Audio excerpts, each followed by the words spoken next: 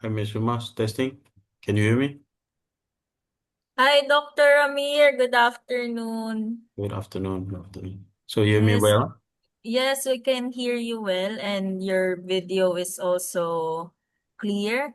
Okay. Thank you. Thank you. Right. I will ask the ICT to. Okay. You're already co-hosted. You may try sharing your screen, sir, your presentation. Okay, I'll try that.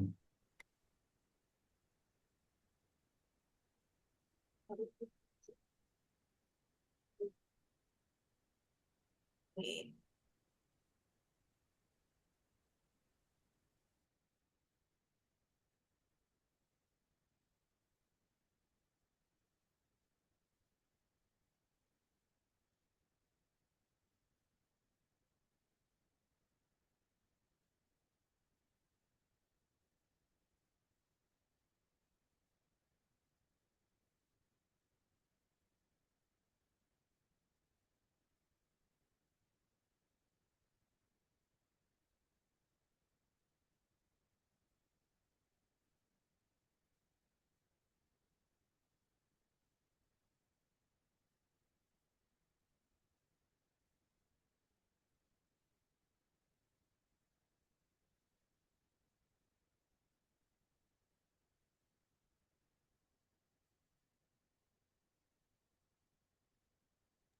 Can you share my presentation?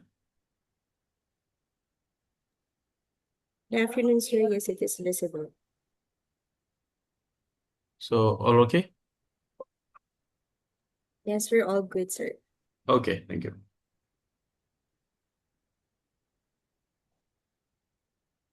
Stop share.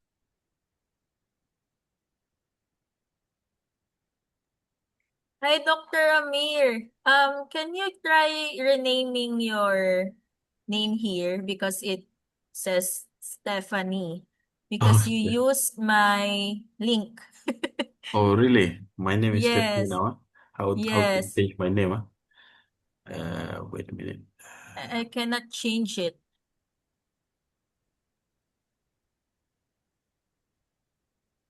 The other speaker is joining now. Thanks, Steph. Hello, Engineer Araulio. Did I pronounce it right? Yeah, okay. Hold on, I'm doing some setup lang now. Okay Okay, po. changing my background. Okay. I would like to introduce you to Dr. Amir from Malaysia, from the University Malaysia Pahang Al Sultan Abdullah. Hi, Okay, I'm Mr. Rolo. yeah. Good Nice afternoon. Hey, nice meeting you here. to meet you. And together with me as well is my officer, Miss Arlene, the research officer. Good afternoon, sirs. Afternoon. Okay. So I think the audio is good now. The May video. I go out and come back again because I need to change my name, right? I don't know how to change it. Okay. Okay, sir, Oh, you can try again. I try again. Yeah. no, Okay. sir. I can change it for you. Oh, okay. You don't Oh, need to get up. thanks, Paul. Thank you, Paul.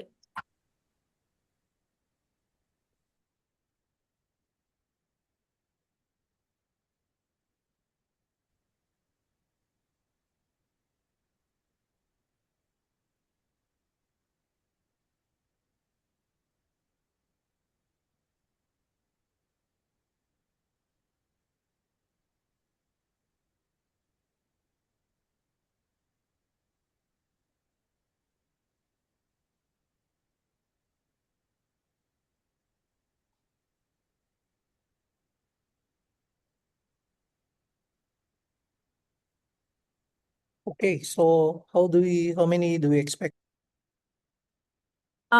Around 200 plus registered, but we'll see how many can enter this Zoom link.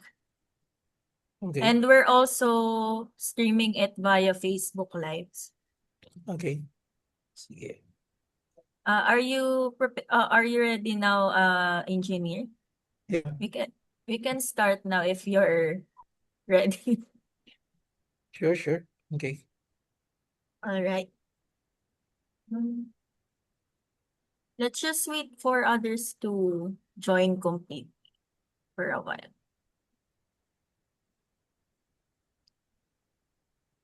Let me check if I can share my slide now. All right po.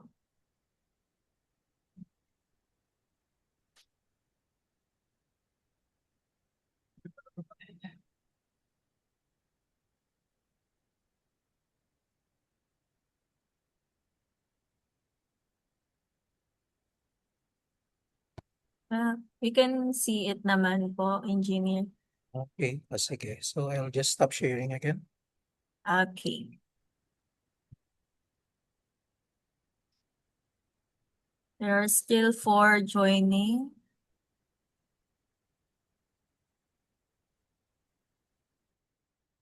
So for the meantime, a pleasant day to everyone. Before we officially start, we would like to remind our participants to please observe proper decorum from this point onwards. Please take note of the following webinar house rules. You may kindly check our Zoom chat as we have provided the Zoom background, or I think we will provide it just now. Wait, let me ICT, please send the Zoom background, please. Thank you. We also encourage everyone to use it during the webinar. If you have questions for our resource speakers, please feel free to type in your questions in the chat box and our moderator will be reading it later during the question and answer forum. The presentation will also be posted on Encore, so make sure to log in your accounts to be able to access them. And for the online attendance and certificates, the link will be displayed after we finish all the sessions, so please stay tuned until the end of the webinar. And once again, a very good afternoon from the Philippines. I am happy to welcome you all to the international webinar on navigating the energy transition, empowering TVET for a sustainable future. My name is Stephanie Rimas, the Research Publications and Information Division Assistant at the Colombo Plant Staff College, and I will be your host for today. Hello again to our esteemed guests, our CPSC colleagues, and all the participants who are here with us in Zoom and also via our Facebook Live. And those, and those who are joining via Facebook Live stream. We are now down to our last webinar in this year's knowledge sharing series. As always, thank you everyone, especially our frequent attendees for joining us today. For our newcomers, CPSC continues to host a series of free international webinars designed especially for TVET professionals, educators, and practitioners to share insights and learnings on emerging and essential topics in the field of TVET.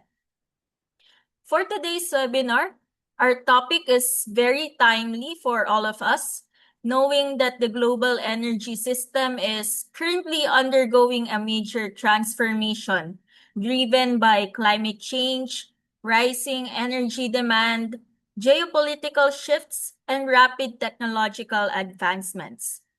With the ongoing energy and, of course, fuel crisis, the transition to renewable energy sources such as solar, wind, hydrogen, and smart grids requires a highly skilled and adaptable workforce. So these transitions presents both challenges and of course opportunities, particularly in developing the green and digital skills needed to support the energy transition. So in this context, TVET institutions play an important role in bridging the skills gap while also contributing to the sustainable development goals.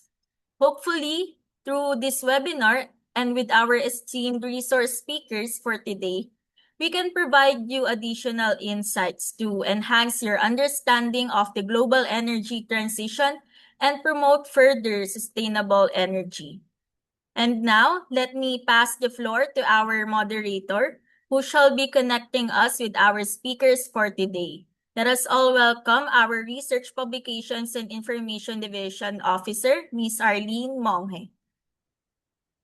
Thank you very much, Steph, and a pleasant good afternoon to everybody, especially here from the Philippines.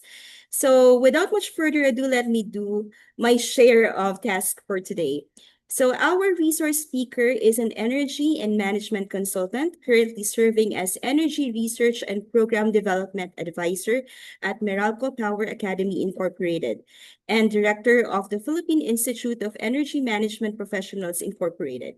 He previously served as a technology consultant of Meralco Spectrum Incorporated and National Vice President of the Institute of Integrated Electrical Engineers of the Philippines. With over 3 decades of executive and managerial experience in the power and energy sector, he specializes in renewable energy, microgrid systems, energy management, energy auditing, power economics, and business transformation. A recognized expert in the field, he is a graduate of the DOE UNIDO Energy Management National Expert Program, a certified a certified energy auditor and energy manager of the Philippine DOE, and the recipient of the 2023 DOE Energy Auditor Excellence Award. He has led and advised numerous capacity building programs, energy consulting initiatives, policy studies, and renewable energy projects for both local and international organizations, including the USAID-supported initiatives, electric utilities, major industries, government agencies, and academic institutions across Asia and the Africa. He is also an experienced lecturer and resource person in international conferences and universities, contributing his expertise in energy efficiency, renewable energy integration, and sustainable power systems. Ladies and gentlemen, to discuss the topic Understanding the Global Energy Transition and its implication for TVET, let us all welcome our first speaker, Engineer Eugene F. Araulio, PEE, PMP, ACPE, MPA, ENMS, National Expert, CEAI. Sir, the floor is yours. Okay. Thank you very much. So let me share my materials. Okay.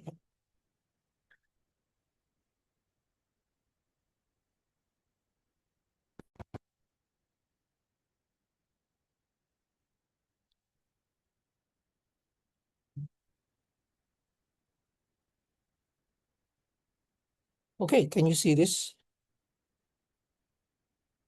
Yes, we can see it, Engineer. Okay, so once again, good afternoon to everyone. Okay. Let me share you what what do I believe about empowering TVET for a sustainable future. Okay. Start with, okay, this is our roadmap for today, no? So let me quickly drive you with the Asian Energy Challenge, know why action is really urgent or needed now, no? From that, what is the TVET's strategic role? Of course, we see a lot of skills gap, and at the same time, this serves as an opportunity to all of us here, no? Then what are the new programs and technology we should be focusing on? I'll be tackling about renewables, energy efficiency, electric vehicle, and including carbon reduction. Fourth is the talent and curriculum roadmap, building the workforce for the pipeline. And lastly, the roadmap and expected outcomes. No? So this is our roadmap for this afternoon session. Okay.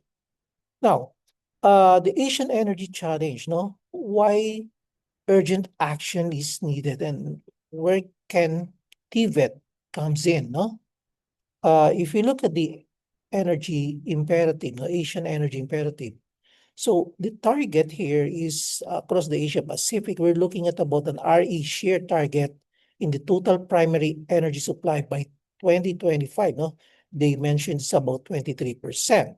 So there's gonna increase to more than 30% as we move on. So right now, we are talking about 660 million people across Asian countries. And if you look at Asia, this particular region it's predominantly young generations. Second, it's highly diversified. You have a very progressive country to least progressive countries with different language, okay? Uh, Given that it's really fun in Asia, no? It's something that's a growth, it's a growing economy. You're talking about 2.2 million clean energy jobs that's projected coming from Irina. So the projected jobs that will be needed is about 2.2 million uh, jobs, no? And the green jobs potential across Southeast Asia is about 30 million plus. So this is something uh, nice to look forward. At the same time, the question is, are we ready for this?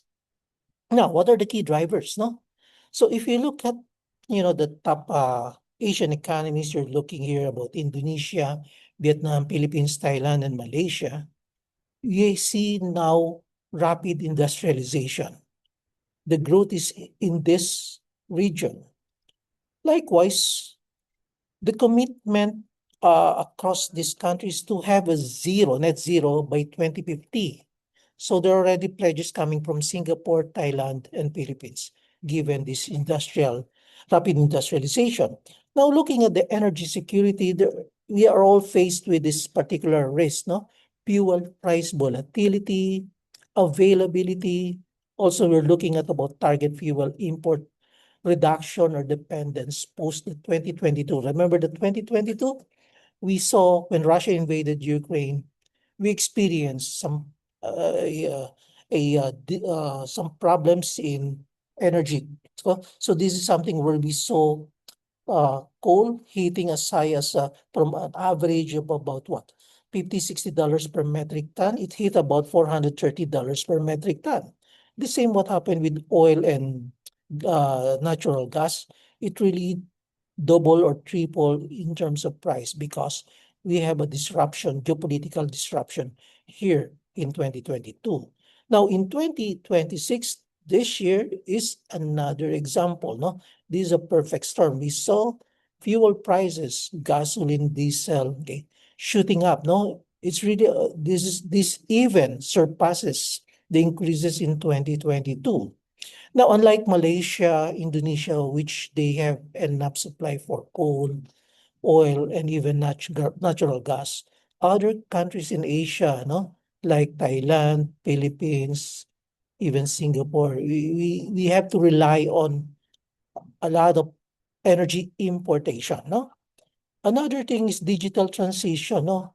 If you look at the power sector now, there's really a demand to modernize the electric grid, no? So new power infrastructure, there's a need to modernize it, adoption of smart grid to support competition, renewable energy, transport electrification, and green energy, no? Some countries in Asia have already migrated their what we call their business model, no? In terms of in the area of power sector, no? The shift from a highly what we call a highly subsidized area to a more uh, decentralized setup is already the trend already right now. So looking at the green skills gap for the Asian defining challenge, given all that's happening right now, we need to modernize, we need to upgrade with all these new technologies that are coming in. So again, do we have enough capacity to support this? So we're basically looking at the following particular discipline, no?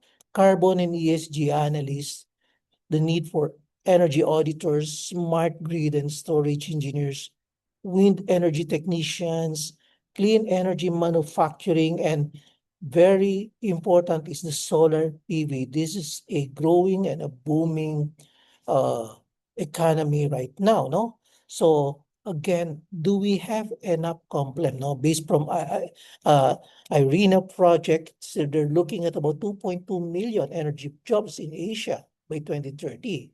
Asian green skill supply is growing at half the rate of green hiring demand, no? Green skills development remains uneven, no? Singapore, Malaysia, they're the ones leading local in the region. Laos and Cambodia, they face resource constraint.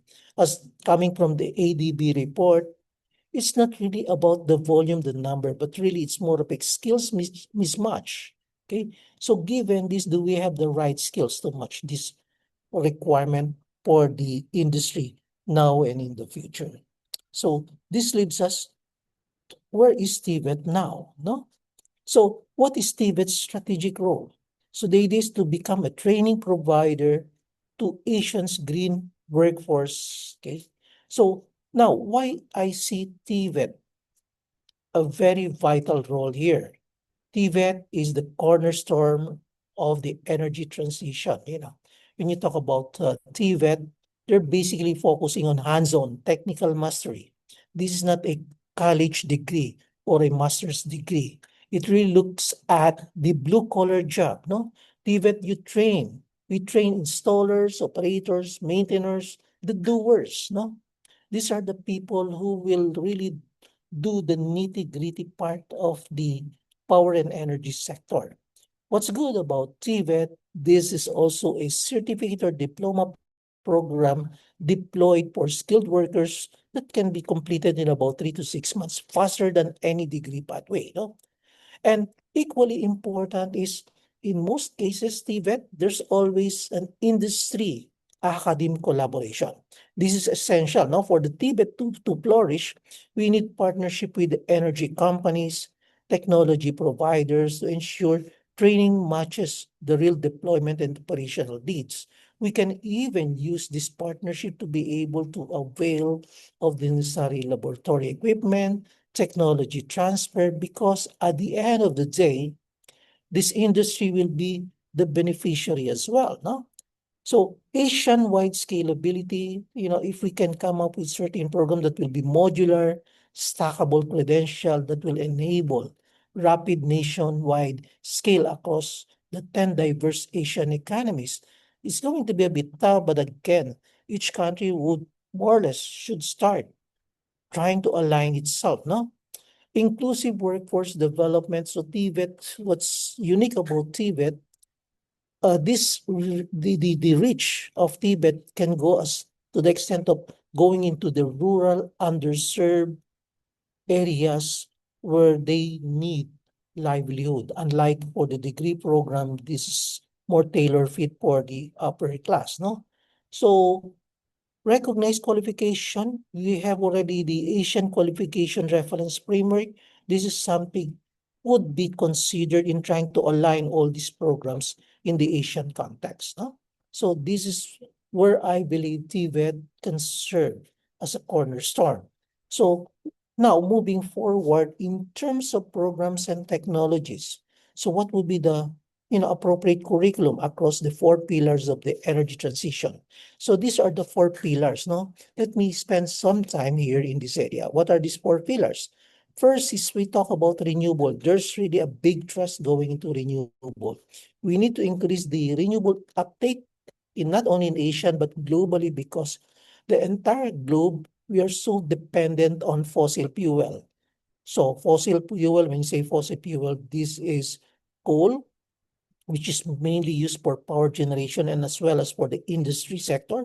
You have oil for transport, okay, and including natural gas for power generation, and as well as for other industrial application. So the idea is to increase the renewable uptake, which is more environmental friendly. So specifically for renewable, we're looking at the solar PV. Why solar PV? Because it's the easiest one to get installed, faster to deploy, and the payback is shorter. Whenever we look at solar PV, this could be at the residential level, at the commercial level, or at the utility level. Now, in all these cases, we all need people who's going to do the construction, operation, and maintenance of this system. So PV systems design and installation, of course, there are areas that will be covered by the engineers, but the ones going to implement here, we're looking at the technician, which is supposed to be the byproduct of TVET.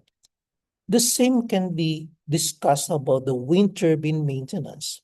Although in terms of volume or size, this is not yet, you don't have still enough wind turbine here, but this is a growing technology in the Philippines and as well as in Asia. Again, we will need technicians to do the necessary maintenance for wind turbine. Hybrid microgrid operation, especially for remote or island application. This is something we need, no? Especially if you talk about archipelagic countries like Indonesia, the Philippines. So putting an integrated grid sometimes makes it not, no longer practical or not economical, no? So this is where you see a lot of hybrid or microgrid installations would be a better choice. But the question here, I've been into hybrid projects, so microgrid projects in some of the islands in the Philippines. Sometimes it goes back to the question, okay, after we have installed, who's gonna maintain this? Okay, who can operate this? Because we cannot always encourage top people or engineers to stay in those remote areas. So you need a next level, the TVET graduates, the ones who can probably maintain and operate this. Okay. So BES integration. So this is where you talk about energy storage. Energy storage is now becoming more cheaper. How do we maximize and integrate this to solar PV, for instance, to reduce its intermittency, to make it more dispatchable, and as well as to store excess capacity for use later on. So again, BS integration requires specialized skill. And how do we address this gap, skills gap, especially when you talk about BS integration? Then, of course, we are looking at waste to energy. Okay, so like for instance, the Philippines, we have so many ways here, but how do we convert this waste into productive purpose, such as gas production for energy production? Okay, this is something that we need to have more workforce to support renewable energy. Now, about speaking about energy efficiency, this is focusing on building, industry, and including agriculture. So one of the things that has to be developed here is the energy auditing. We have existing facility, but do we have enough energy auditors following ISO 50001 and ASHRAE who can probably assess the existing condition of the building, find opportunities that they can improve their efficiency, look at process, systems, and technology that can be integrated in this system. So again, this requires specialized skills and as well as the right workforce. Talking about building energy management system implementation, the same thing, no? So you need blue collar workers to be able to implement this, not only implementing this, but as well as maintaining and managing this. Industrial motor controls, we have lots of this. We want to make it more, uh, it's not just a motor control sitting there, but we want to optimize its operation. We want to integrate, correlate all these motors in an industrial setting to be able to generate more savings, more, more, create certain, uh, use the data, when you talk about motor controls, you can actually further optimize their operation based on historical performance, based on the data, based on certain analytics. No? So you can do some predictive maintenance. You can also do some uh, production operation optimization, things like that. No, you can actually harness more from what we have right now. Talking about the chillers, the boilers, the HVAC system, the same thing.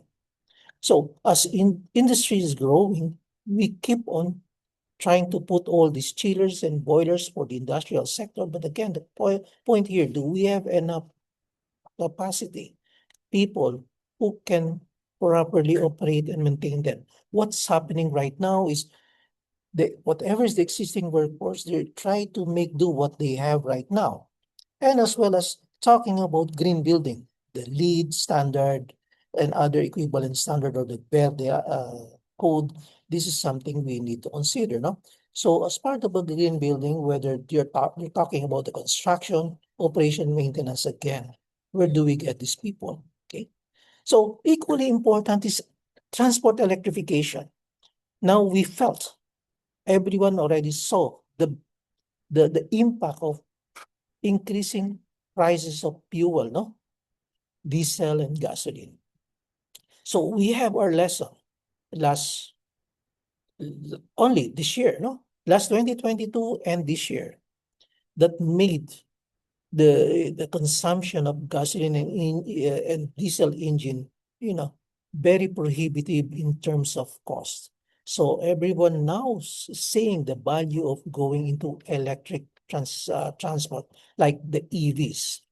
EVs have already shown that they are at par. The price of EVs are already at par with the gasoline engine or the combustion engine.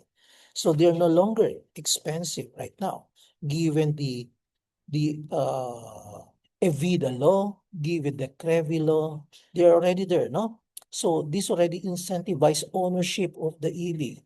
So EV is now easy to own, but the question now is, do we have enough manpower who will be doing the EV powertrain and battery tech maintenance, diagnostics?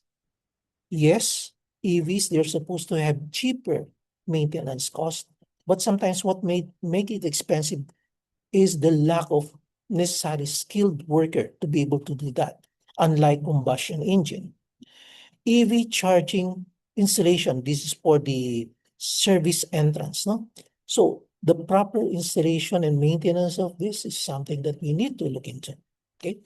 Fleet electrification management, and as well as this is vehicle to grid system integration. So many opportunities we can see in this area, and there's no way but to go towards EV because this is something more sustainable, lower carbon footprint, and we see the efficiency gain by going into EVs or transport electrification. And lastly, carbon reduction. So carbon reduction, you're looking at carbon accounting, measurement, reporting, and verification, the ESG reporting and disclosure, carbon capture basics, and low carbon procurement. This is something that has to be developed locally. Okay, this is part of the sustainability plan. No? So again, given these four pillars, we need to focus on this because this is really a promising field.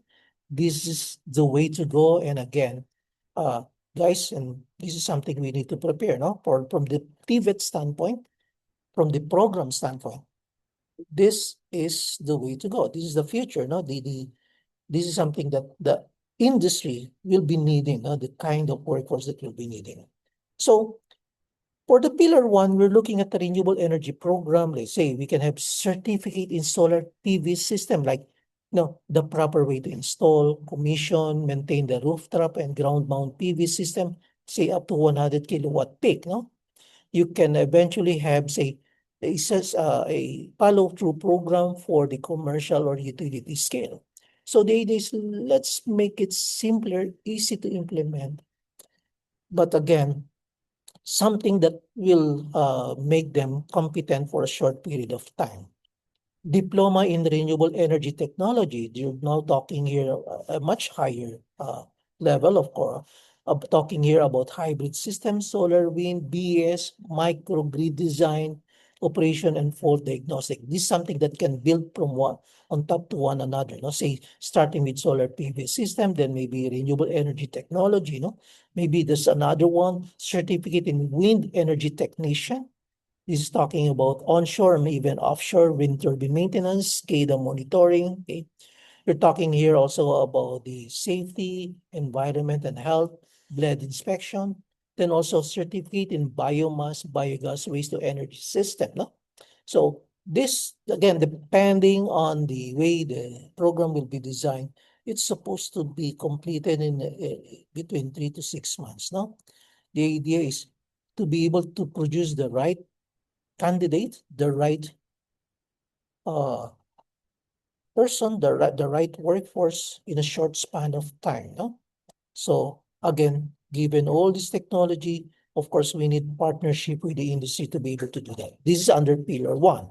For pillar two, we're looking at the following, say, program. You can look at energy auditor certification that covers ISO 50001, ASHRAE, Asian Energy Efficiency Standard, and AE International certification.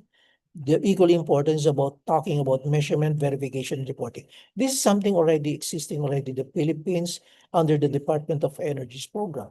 We can have also another one, a building energy management system. Okay. So bus BMS programming, HVAC optimization, smart lighting, IoT sensor integration for commercial building.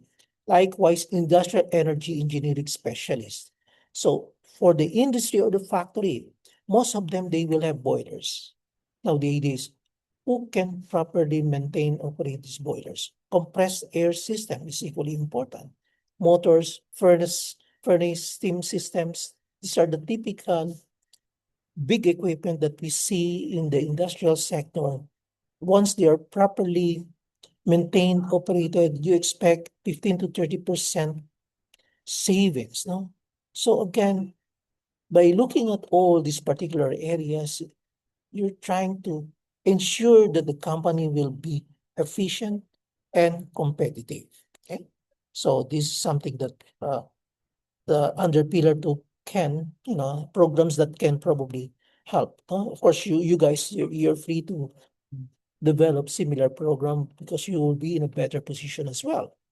Now, third, talking about transport electrification, maybe we can have something on program on EV powertrain and battery technician, no? Say this could be 3 to 6 months. It includes diagnosis, repair, and battery management for battery electric, hybrid, or plug-in hybrid that is aligned to IEC 62196, no? Also, EV charging infrastructure installer, okay? So this could be level 1, 2, and 3 charging. So this includes from the design, installation, commissioning, okay, including safety standards, no? Fleet electrification manager, no? How do you do the modeling, route planning, fleet management software, using fleet management software, vehicle to grid readiness and support, and lastly, automotive electronics technician, okay? So again, this talks about the modern EV and hybrid diagnostics, OBD, all these technologies that are embedded here, no? Because it's a different technology, it requires a different skill set. And definitely we need the support or collaboration with the major OEM supplier or manufacturer. So this is where TVET shines, also shines, no? Given that easy collaboration with the industry. Okay. So fourth, this is the carbon reduction in ESG program.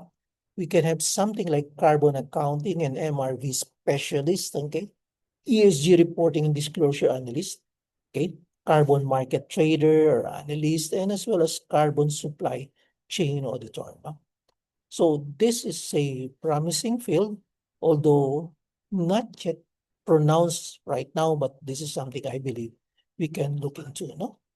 So moving further, what are the talent and curriculum roadmap, no? Building the pipeline, how do we build from that, okay? Given all the programs that were laid, from awareness to mastery, maybe we can start first with awareness tier, no?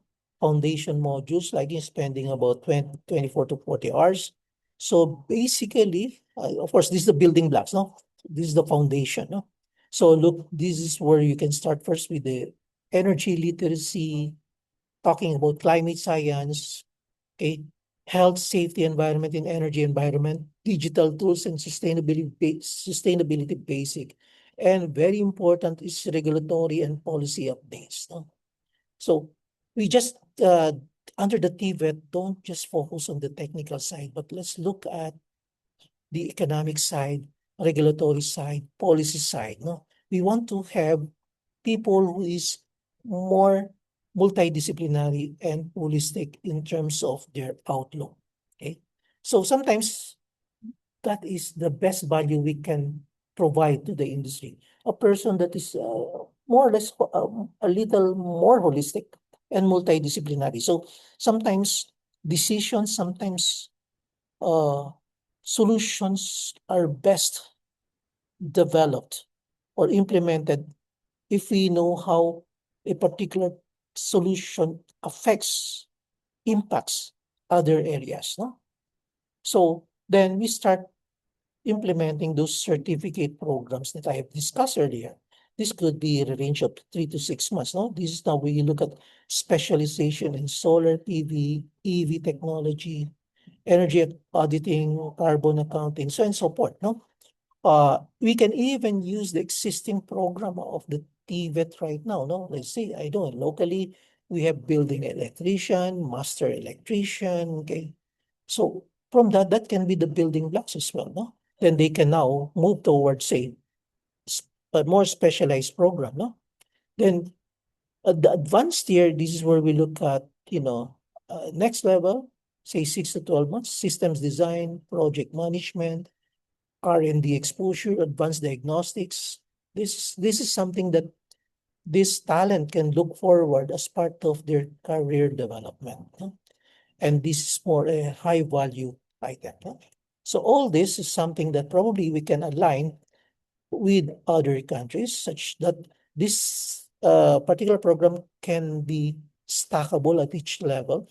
They earn the different micro credentials and can be aligned with the Asian qualification framework. No? So TVET Institution Hub. So as a TVET, since given your experience, it's essential that we have to develop that partnership to make our program more relevant, more fitting to the industry needs. No? Equally important is to have that partnership with the energy utilities like power generation, transmission and distribution companies, also talking about the energy market, government bodies, no, like the DOE, TESDA, ERC, NEA, DOST, and so forth.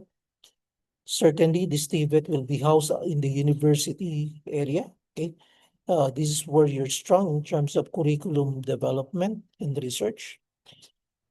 Definitely, we will need the support and collaboration with the OEM or equipment manufacturers, no, to make this happen because they can provide the necessary equipment, laboratory equipment or test instruments, or even a demo equipment for use by the TVET institutions. In solar, they can have provide the inverter, the panels, the EV, maybe battery or maybe a slice of that EV cars, no?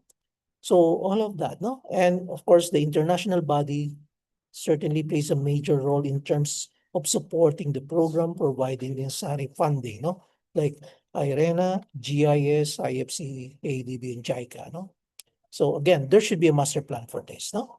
So this is what I see, what TVET will make really highly successful and making their program very uh, relevant and competitive. So roadmap and expected outcomes, no?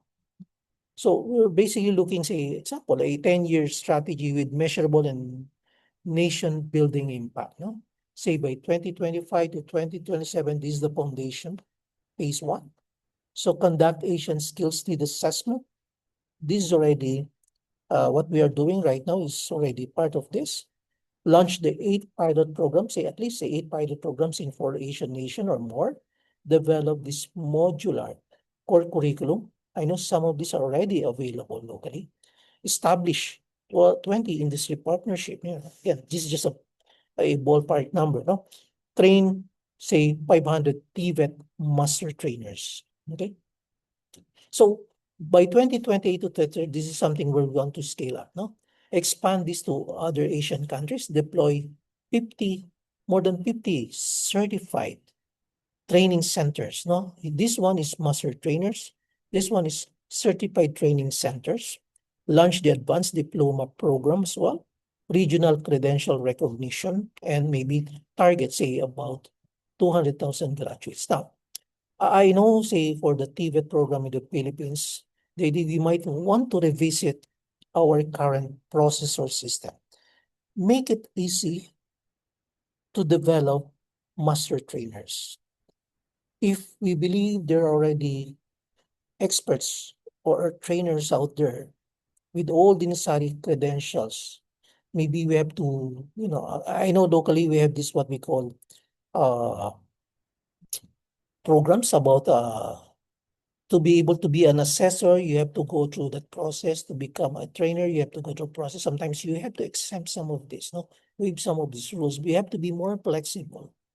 Okay. So because we see a lot of potential master trainers, but because they are uh, prevented because of certain existing bureaucracy, existing process, sometimes you have to be flexible in this area. In the same manner, how we develop training centers. So if we believe certain training centers have already the technology capability, sometimes we have to do some flexible setup or arrangement. Okay. So that's one of the things that sometimes, with all our experience in TVET program before. Okay.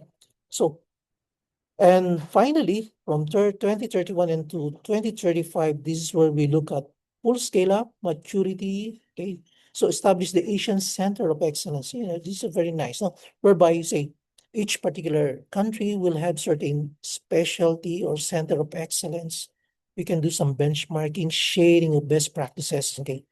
Industry embedded research programs. This in partnership with certain uh, particular industry leaders, okay, manufacturers, okay, utility sector, then probably target about 1 million certified green workers, no? We have to have this what we call feed net zero workforce pipeline. So to support that, and TVET as Asian Green Jobs Engine. Okay. So these are broad strokes, no? In terms of energy transition roadmap, of course, you guys would be in a better position. Okay. So you can be more aggressive in this area.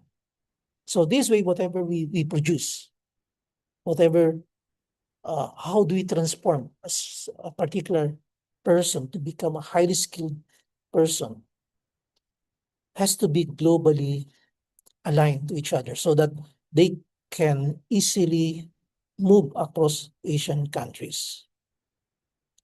Equally important, as part of the technical development TVET, I would also encourage you guys to consider the soft side. Let's develop what we call an ethical worker. Ethical worker who are more morally upright, professionally, very professional. With all what's happening nowadays, people might be very good technically, but they have already lose their soul, sold their morals, okay, uh, unethical practices, things like that. So this should include character development or formation. Since they're part of the training, they're already under training, we should be touching something on character development. We want to have the right behavior, the right mindset, the right attitude for this. So when you say a Filipino TVET graduate, a Singaporean TVET graduate, a Malaysian TVET graduate, what is unique about this worker, no? Okay, so expected outcome.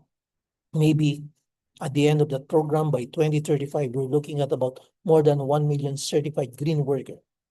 Maybe in terms of training centers, about 50, more than 50 training center.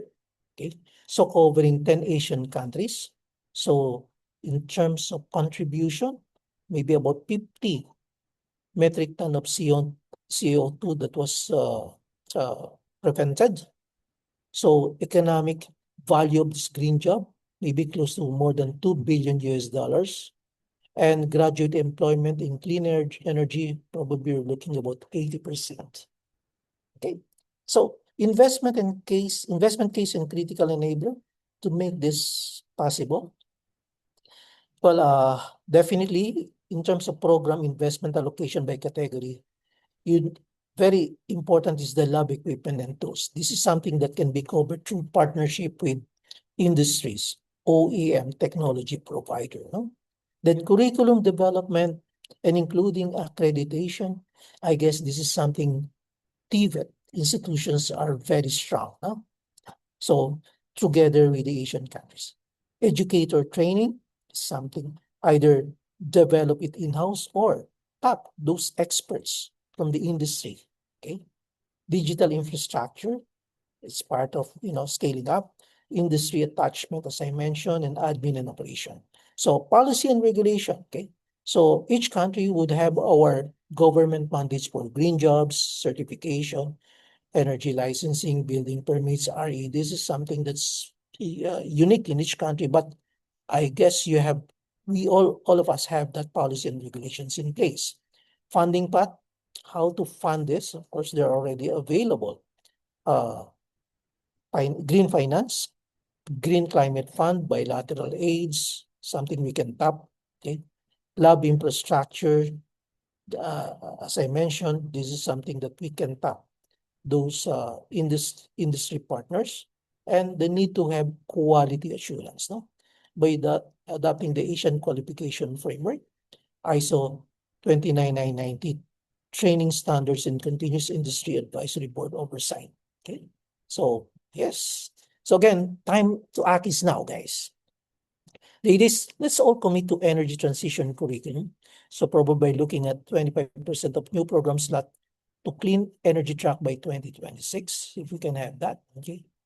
So the idea is to launch a pilot in the strongest market. No, start with solar PV and EV tech. No, this is a very fast growing industry. No, so let's form an industry anchor partnership. No, secure co-investment from energy sector for labs and attachment in year one, and of course this Asian TVET energy network where we can share, connect with our peer institution, share knowledge, experience, and best practices, and including standardization of our program.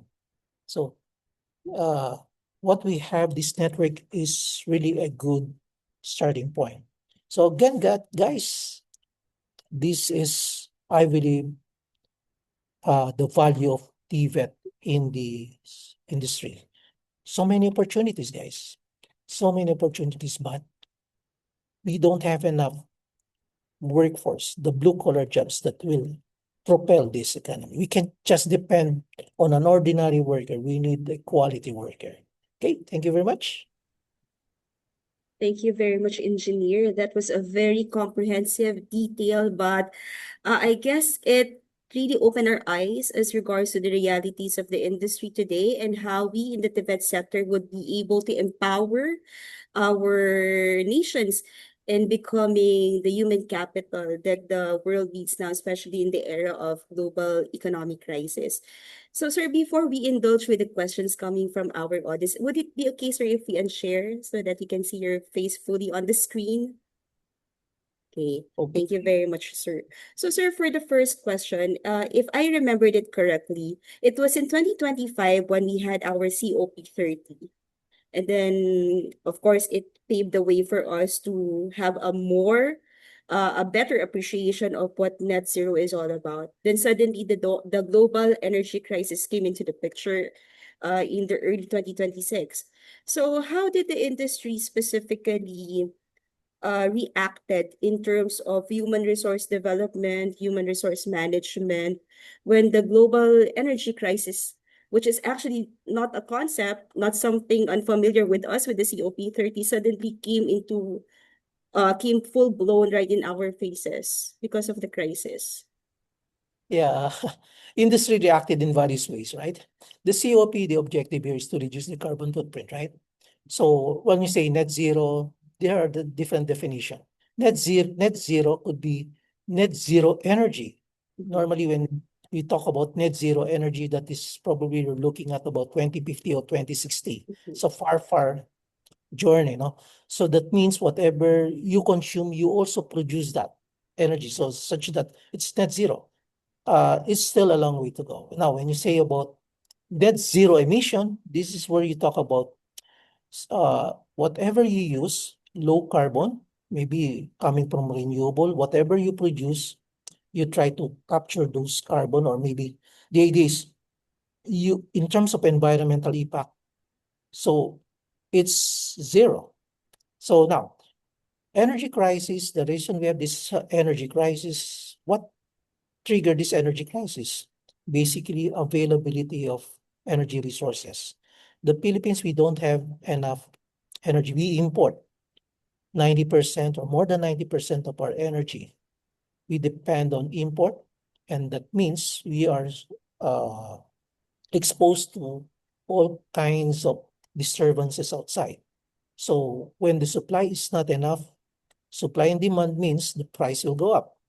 So when the price goes up, energy becomes expensive for us. And what makes it worse? The foreign exchange, no? If the peso depreciates, we are all affected. So what happens now with the industry that are dependent on energy? We talk about industrial sector. So the energy input becomes more expensive. What happens?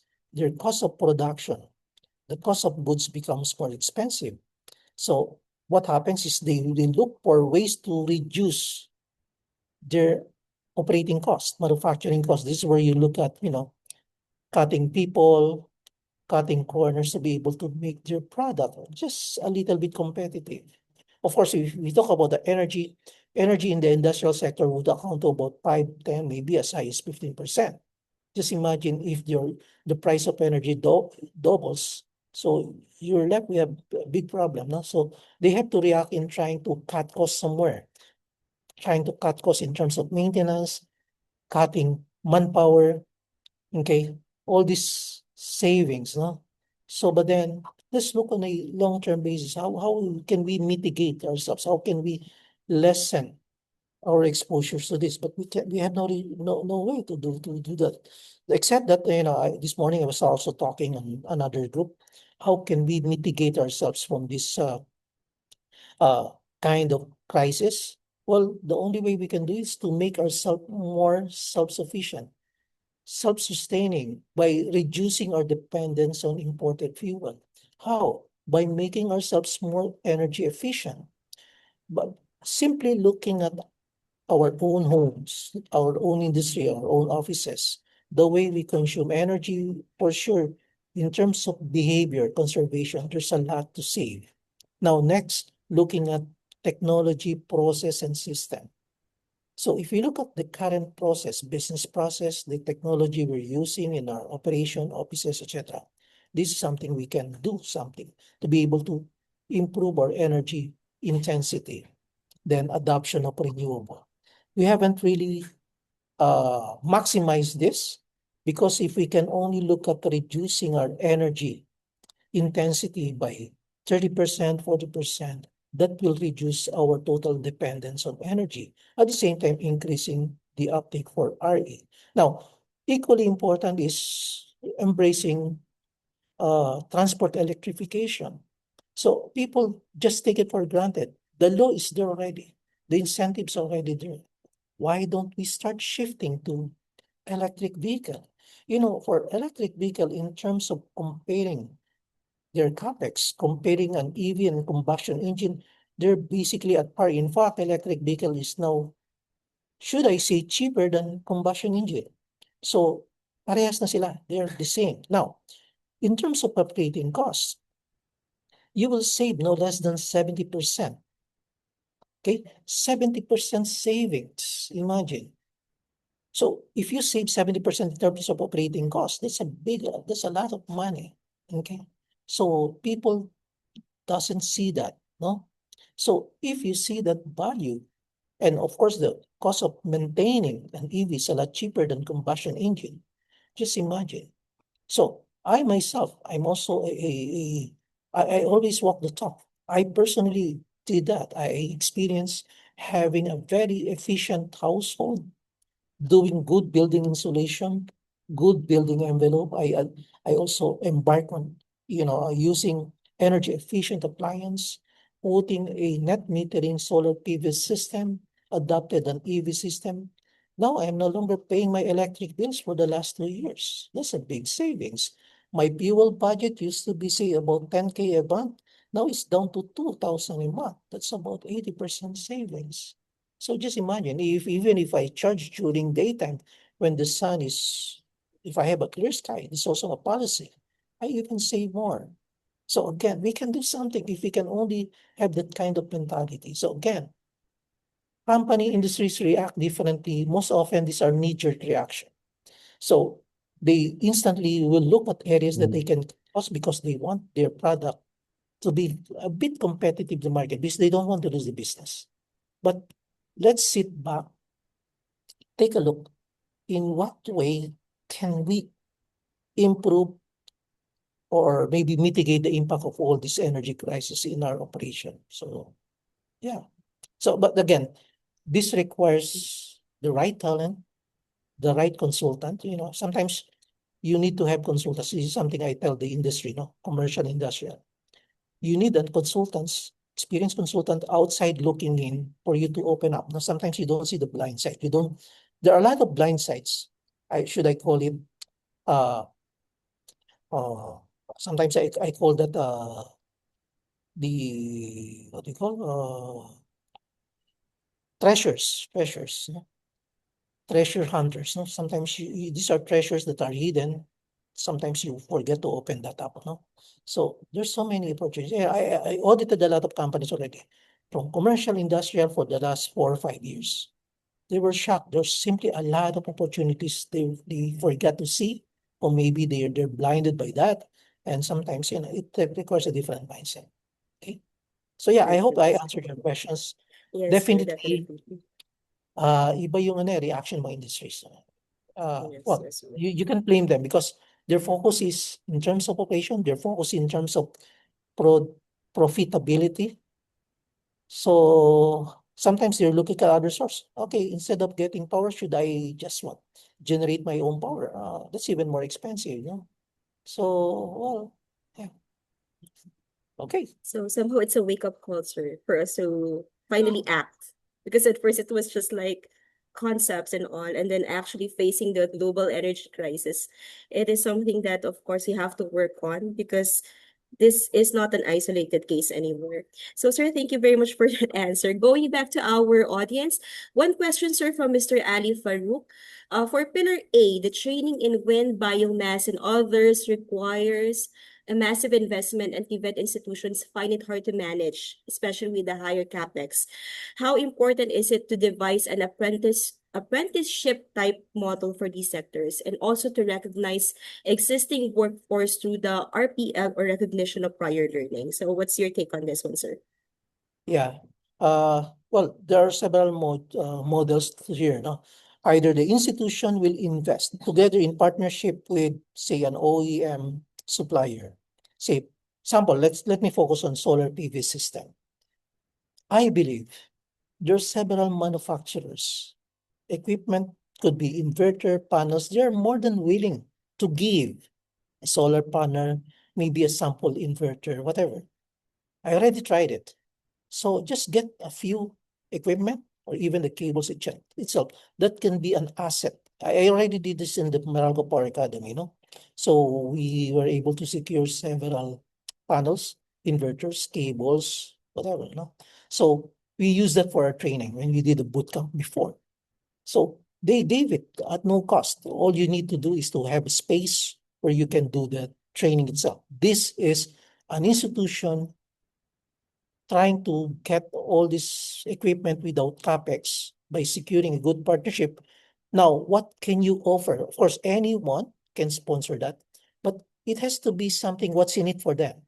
So what's in it for them? It provides an indirect advertisements to their equipment or panel. Imagine training these uh, workers how to use their equipment also indirectly promotes their equipment. It's also indirectly, eventually, they will be needing these people. They can capture these people. Now, for the industry, if I have here, say, here in Meralco Power Academy, when we did that, it's also, since we have a strong brand, it's also sending a signal to the potential clients that, hey, you're in also indirectly. Of course, I have to choose a good partner. Definitely. I cannot just choose anyone to be a partner to provide the necessary equipment. So But then it has to be sustainable because they want to give this equipment to you. They want to make sure the training is not only one time, something you have to keep on running it for them to see the value that they have given. No? So it's like a donation. No? Now, this one. Now, to have that apprenticeship program, example, we recently for the big project we have here in Central Luzon. So together with TESDA, what we did here is to train this worker in Central Luzon, provide them, say, 1 or 2 weeks of training, and they earn, say, NC level 2 of certification, but they have also to work for, say, 1 or 2 months in the project as an assistant installer or maybe a low-level worker until they get this competency. Now, this is part of the what we call apprenticeship program. We have to hire people. Sometimes a lot of these people doesn't have, zero skill or maybe partial skills only. Okay. So they become the first level workforce. So you have here, you use this what we call apprenticeship for them to they earn certain credentials like NC2.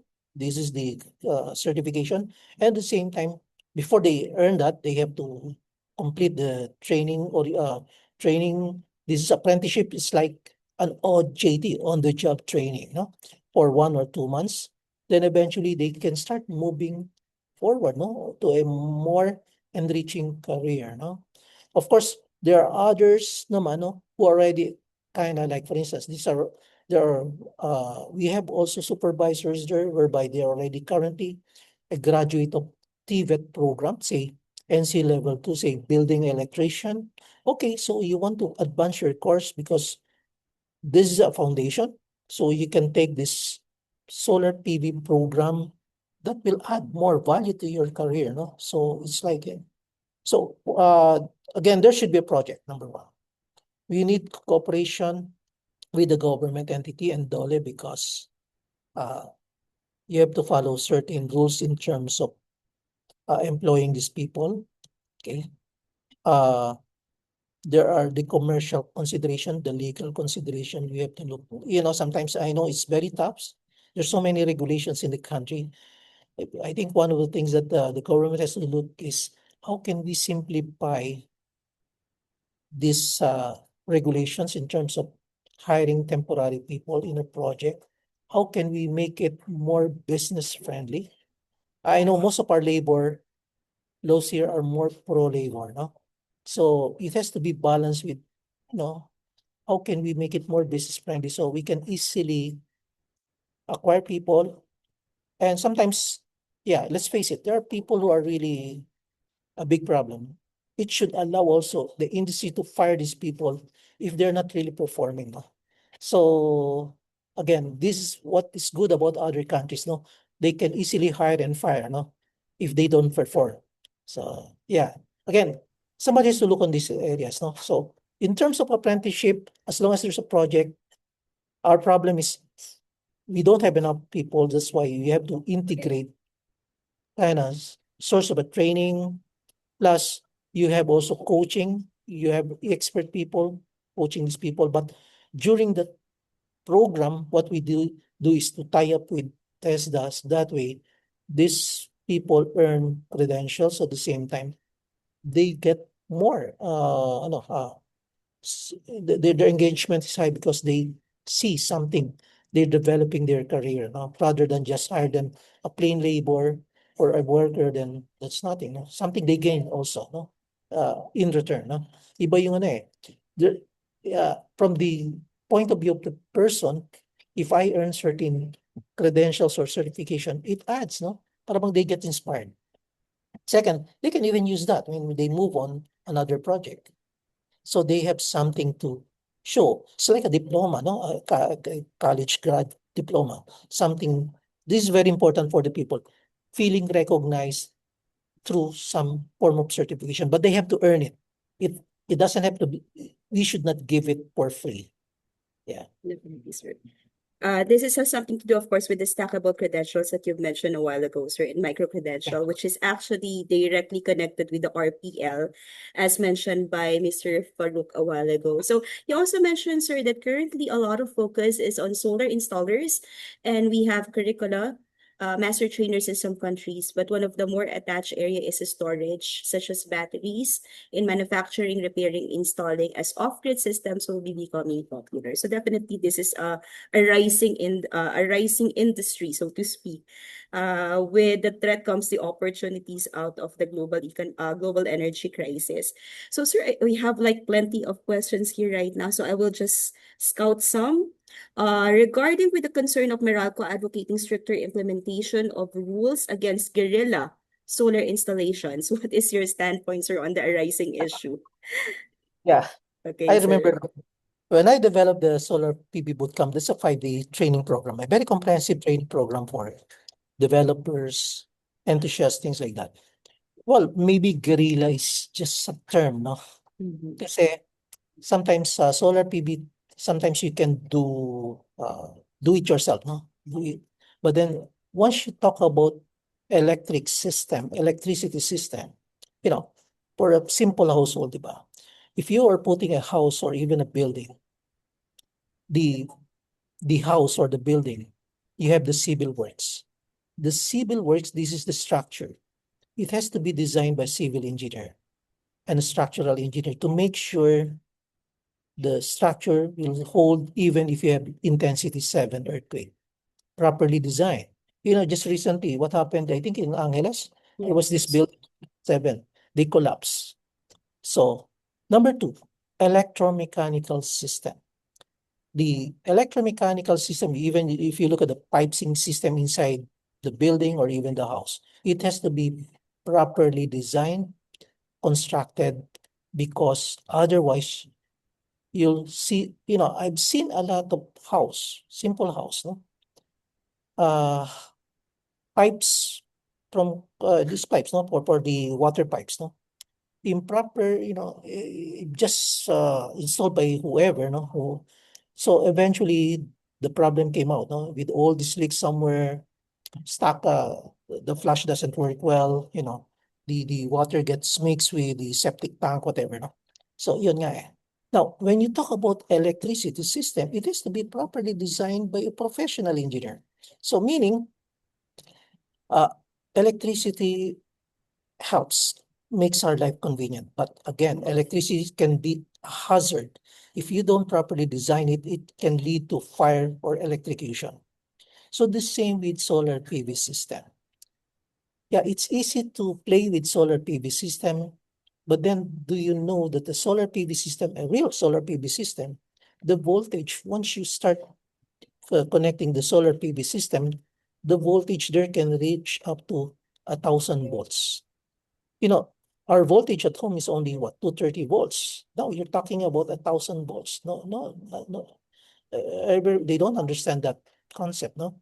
And if you don't properly design it, size it, or just install it, you know, I've seen some installations whereby they just install in the roof, but without considering the weight of the solar. It If the roof is not designed to carry additional weight, the roof might eventually, after a strong typhoon, it might cave in. So that will create problems inside the household. Second, if it's not properly designed, it's not following, because solar PV is under the electrical engineering profession. It has to follow the Philippine Electrical Code. In terms of interconnection, if once you connect a solar PV, since they have to synchronize with the electricity coming from the grid, talk, be it Meralco, the Baulight, VECO, they have to synchronize to one another so that solar PV will combine, they will work together with your grid. That's the typical solar that we have at home, no? So if they are not properly designed such that it doesn't follow the Philippine Distribution Code, because that code was established to ensure that the system that we have inside and outside, they are all following certain standards, so it doesn't affect the community, it doesn't affect other people, it's safe, and and you will have it doesn't end into fire, no? So when you have an installation that is done by just anyone else because they did some experiment before, then they thought it's working, then you instantly hire these people to put this solar PV without due consideration of the existing facility that they are connecting with, without due consideration with the electricity coming, say, from Meralco, etc. Eventually, you will discover some of your appliances. Okay, we have already a lot of horror stories on this. Some appliance, they will soon find out the life you expect them to, say, ref, or even aircon, or even, those other appliances supposed to last for 10, 15 years. Then suddenly, after 1 or 2 years, you find them performing bad and worse. They are no longer running effectively. Second, you might see some appliance overheating, creating some overheating, which may lead to fire. Okay. Third, you might experience some breaker tripping, unusual tripping that creates some brownout inside. And the worst part, this is something we've seen in some provincial setting. No, I know some big malls in other parts of the country. They have installed large solar PV just like that, without considering the impact on the community, etc., etc. So that community is supposed to be living in peaceful life. Then after commissioning that more than 1 megawatt of solar PV in the mall, they experience 8 to 10 brownouts a day. Just imagine. It had affected the community. Used to be they don't have any brownout. Now they're experiencing brownout. Some instances of over frequency, under frequency, or high voltage, call it temporary high voltage or low voltage, that had affected their appliance, had affected their business. Imagine that suddenly you don't have any power, then it's going to take some time before you restore it, caused by that, no? So all this leads to that. We don't want this kind of thing getting what we call uh, getting out of control, no? So this early, yeah, of course, there's already a lot of, should we call it uh guerrilla installation, maybe just an installation, maybe we call it that installation that did not went through the process of proper engineering, proper permitting, because under the current rules, once you install this, you have to go through the proper local government permitting, like electrical permitting. It has to go through the process of uh, DU, impact study. Okay, it has to go to the process of testing and commissioning to make sure once you install it, it has to be tested by the professional and including the utilities so that it will behave normally, and including the necessary certificate of compliance coming from ERC. No, there's nothing wrong about it. You may find it a bit tedious, going to that process, but again, I always tell my friends, no, you won't be the one to do it. Normally, the ones doing it is the contractor. Just make sure you're dealing with a legitimate contractor, and that contractor have the right people inside. They have an engineer, a licensed engineer, a technician, preferably test the graduate technician, okay, and with a good track record. If you believe you have a good contractor beside you, require them. Of course, they will be the one to do the design, testing, commissioning, installation, etc. Include them the provision of the necessary permitting. Include the terms, they have to follow all the necessary standards like electrical code, distribution code, etc., etc. Then you're not supposed to do it. They are supposed to do it. Apparently, some contractors, they don't like to do it. What they're going to do is just install and forget. So if there's some problem, no more, they disappear. So make it a responsibility. You as the owner, it's not your responsibility. The problem there, if you take a contractor who will just install it, then let you be the one to handle the necessary permitting, electrical permit, DU coordination, apply for net metering, etc. You will have problem because you will be the one justifying why is your design like that. Because if your solar PV is not compliant with the standard, so definitely they won't approve it. Okay, the reason we have that standard for the protection and safety of your establishment, for the protection, safety of the people working in the system, and for the protection, stability of the community. Sometimes your solar PV can create problems to other customers, to other community where you live. This is what already happened before, no? So it's really for our protection. So the problem, if you want to get cheap supplier, cheap is expensive. You will have problems later on. Just get Correct. a reputable supplier. Never mind if I pay 5% more, 7%, but at least you won't have sleepless night because you know the facility is properly engineered, it's following the standards, and of course you have peaceful night. The problem here also is if your facility is not properly engineered, it is, should I say, guerrilla or illegal, okay? Even if you're insured, even if the house or the building is insured, once the result coming from the fireman and the root cause, say, example is coming from the solar PV, do you think the insurance company will pay you? Because if they find out the installation is not legit, it's not following standard, it's not following the process, then the insurance company won't pay you because you did something that will compromise the safety, okay, of your establishment. So again, so many things to consider, right? Yes, sir. I think this warrants another session with you, sir. And Yeah. hopefully we would also be able to engage you in our other sessions as well because we have our regular programs, training programs with our TVET practitioners and TVET officers coming from the different institutions all over the Asia Pacific. Sir, we really loved this chat. This is a very productive and very progressive discussion with you. Unfortunately, we do not have time for this one, but thank you very much, sir. Once and for all, I hope that dispels all the negative notions about what is happening right now with the global energy crisis. Not related to the institutions that we are currently working, but overall, sir, this is all about us promoting TVET as one of the catalysts in making our world a better place by producing more qualified TVET professionals who are capable of doing all these technologies, sir, for a better tomorrow. So thank you very much, sir. I'm going to give the floor once again to Steph.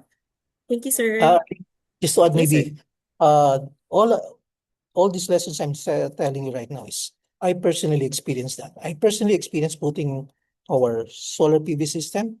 I applied for net metering. I have also my EVs. I did energy efficiency. I'm a walking person. I mean, I really walk the talk and I personally experienced it. I don't find this as an issue. I did the same thing with my friends.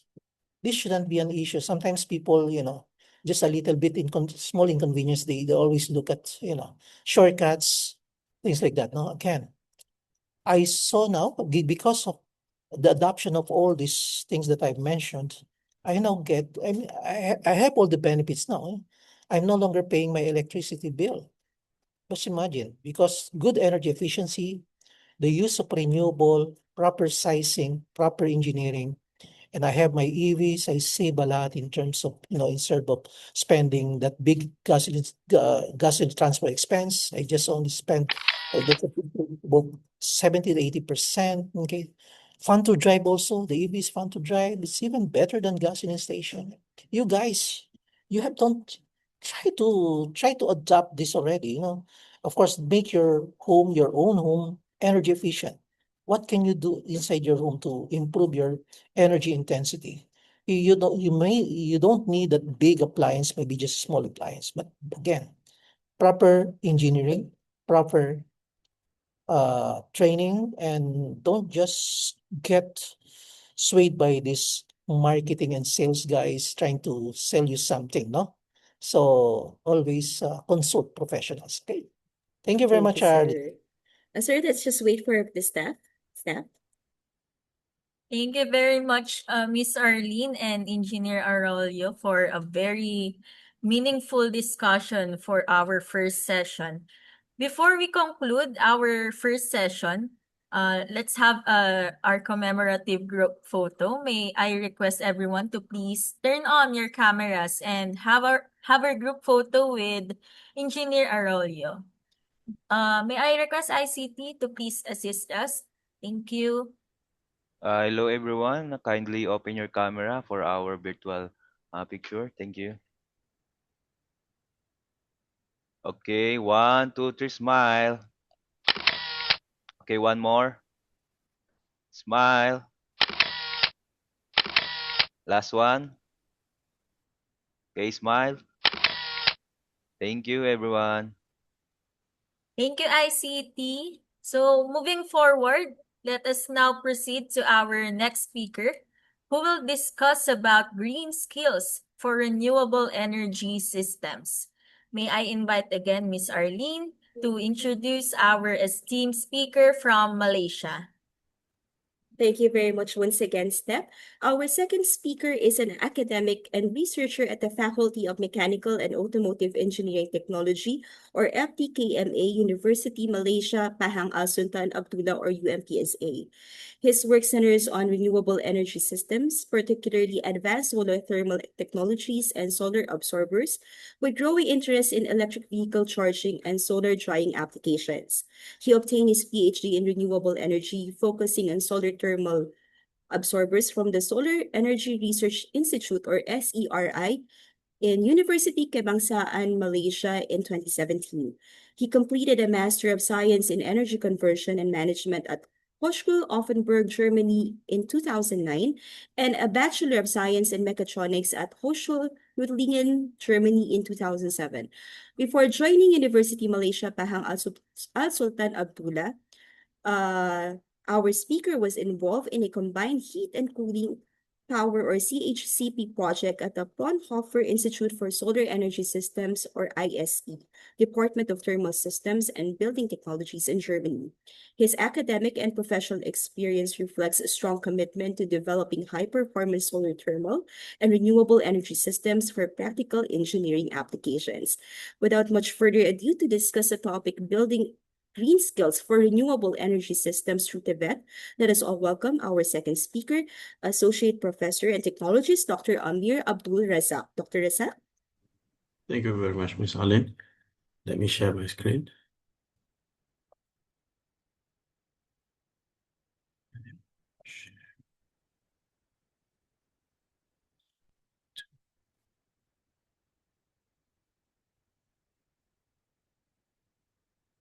Can you see my screen, my slides? Yes, sir. Okay, thank you very Can much. Okay, let's start for today's session. So, hello everyone, and welcome to today's session on building green skills for renewable energy system through TVET. That is my topic for today. That was from link. There is a link between what was Engineer Aurulo already talked about, closely to what we will present today.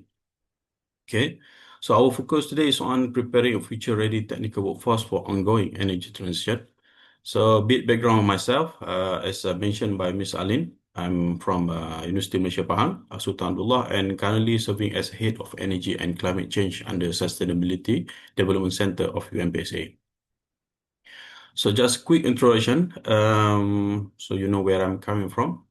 So my background is in renewable energy engineering and TVET focus programs, and I have developed several engineering programs, engineering technology, and even the engineering technology programs throughout my stay at UMPSA.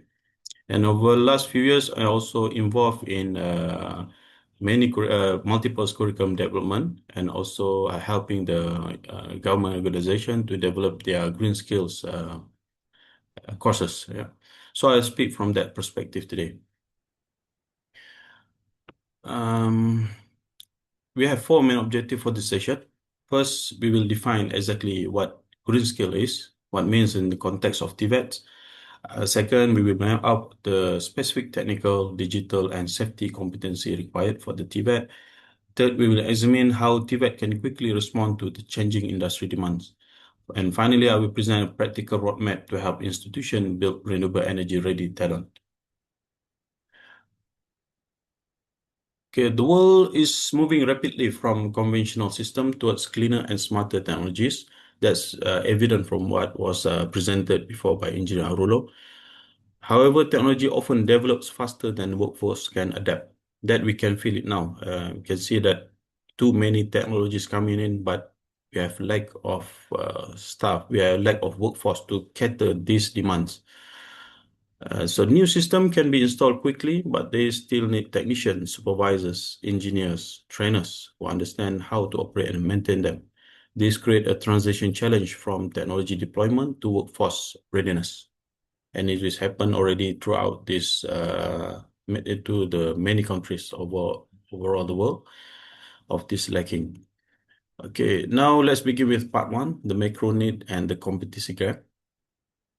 So this was taken from IRENA data. Okay, renewable energy capacity is expanding at remarkable pace across many regions. In 2024 alone, we added 585 gigawatts of capacity, pushing renewables to a 92% share of all annual power capacity expansion. If we look regionally, Asia is the undisputed epicenter of the growth, as we can see from the right-hand side of the figures. With over 2,300 gigawatts of total capacity and massive recent additions, our regions faces the most urgent demand for field-ready technician in the world. So the question we must ask as educators, this is what we are looking at now as educators, are we producing enough graduates with the right competency and to support this scale up? If we look at the employment landscape, we see new roles emerging across the value chain. For example, installation, commissioning, operation, maintenance, system designs, monitoring, system integration. So it's very broad and very dynamic of the employment landscape in the renewable energy. So looking at the employment numbers, global renewable energy jobs reached 16.6 million in 2024, a massive jump from 7.3 million back in 2012. So looking ahead to the 2030 prediction, we would expect to lose about 3 million jobs in legacy sectors, for example, oil and coal. However, we will gain that 13.3 million new jobs, resulting in a net addition of 10.3 million jobs. The key insight here is that 75% of these new jobs rely directly on renewable energy, electrical efficiency, and also the grid modernization, which are the exact domains of our TVET. So many of these roles are very hands-on and applied, exactly the kind of work that TVET is designed to support. But in many countries, employers still has issue to finding people with the skills they need. So there is a gap between the opportunities in the market and the output from our own institution. Therefore, TVET must be seen as a strategic driver of employability in the green economy. Traditional education versus technological emergence. From my view, there is a reason. There is a reason for this gap. This is due to the nature of our traditional education model. So it's everywhere. That's normal for us. So the curriculum review cycles, accreditation processes, conventional teaching methods may not be able to keep pace with the tools and industry practices, especially for the new renewable energy technologies. Meanwhile, the technology keeps changing. By the time a new course reaches this classroom, industry may be already be using a more advanced system. That's happening right now. Yeah, you can say it. The easiest example we can take is from the EV, electric vehicle technology. This month, last year we have the solid, semi-solid state. This year we already have a solid state. So the transition of technology is very fast, very quick. So we must cater these advancements quickly by our workforce. So track A, we have two tracks. Track A is represents traditional education, which often lengthy program reviews and institutional bottlenecks, resulting in graduates whose skill may be outdated by the time they finish. While the track B is agile TVET, by utilizing continuous industry input, modular updates, and applied fieldworks, we produce job-ready technician. We need track B because new role like EV infrastructure technician emerge faster than a multi-year degree that can adapt. That is why more agile and industry responsive models are needed. This is where I see TVET as having a very strategic role. TVET is closer to industry, more focused on competencies, and usually more flexible than the conventional academic programs. So TVET is uniquely positioned for this transition because it is occupation focused, connecting learning directly to the field tasks like installation and maintenance. It also has a reskilling ready, offering modular delivery for workers displaced from fossil fuel factors, as mentioned before, the potential of the losing job from these sectors, and is deeply industry linked to align with life market needs rapidly. In the green transition, we actually need this TVET character, strong practical exposure, alignment with occupational standards, and good industry linkages. Instead of viewing of TVET as second choice, we should recognize it as a frontline mechanism for preparing a green-ready workforce. So previously, most of us, for example, in Malaysia, many of the parents, for example, parents and students, they would prefer to have engineering background, pure engineering background. But nowadays, TVET is coming to place, slowly replacing the popularity of the engineering because they can see the demands is very high, for example, in Malaysia and Southeast Asia. Okay, moving into part two, let's define what we actually mean by green skill. So there are two main terms. We call it green skill and greening skill. What is the important, what's distinguishing between these two terminology? So green skill refer to competencies that are directly tied to green technologies and environmental outcomes. For example, installing, maintaining solar PV system, working with energy storage or managing energy audits. So while greening skill is slightly different, where we talk about is here the roles. We take the existing roles such as electrician, mechanics, building managers. That's what we have here. There's a normal occupation that we always hear, and we add some dimension of renewable energy, like energy efficiency and resource conservation, environmental compliance. Both are important. So for TVET, this distinction helps us decide, do we need a new qualification or can we green the existing one? Okay. Both of these two skills already in the market. Once we have this definition, the next step is to map them to the energy landscape. For example, we have solar, wind, hydro, bioenergy, EV system. Each subsectors demands slightly different mix of knowledge, skills, and attitudes. A solar PV technician, for instance, needs competency in DC system, rooftop safety, as mentioned before, even though the technician has a electrical prowess, but he also need to know whether the rooftop is capable to withstand additional load when we install the PV system. And then the basic design and also troubleshooting. While, for example, for solar thermal, it's about heat transfer and thermal storage. A technician working with battery storage needs additional skills in battery management system and safety protocols. So this kind of mapping is essential if we want our programs to be targeted and relevant. So what does a future-ready green worker looks like? So we view this in three layers. Layer one is the foundation, which is a safety and transversal skill. So transversal skills, also known as the soft skill, and also given name as a 21st century skills. Okay, that is the foundational skills that we need to have for the students. At the foundation, before we even talk about technical green skill, we need workers who have strong transversal skills. Things like safety awareness, system thinking, communication, and disciplines to follow technical standards. These are not extras, but they are the base that everything else is built on. So layer two is the technical core, the actual sizing, installation, and preventative maintenance of the system. and whatnot for this system, for the layer.